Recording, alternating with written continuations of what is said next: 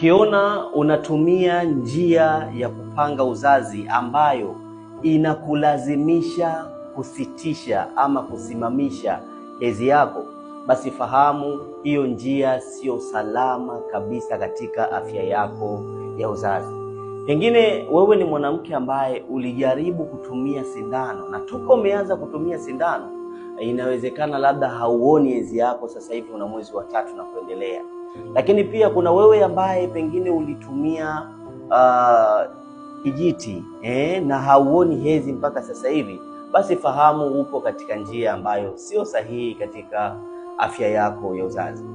Hivyo basi, kama wewe ni mwanamke ambaye tayari umeshaathirika katika hili kupitia njia kadha wa kadha za kupanga uzazi, unaweza ukachukua namba yangu kwa ajili ya ushauri na utambuzi juu ya afya yako. Kumbuka, kila mwanamke ni mama.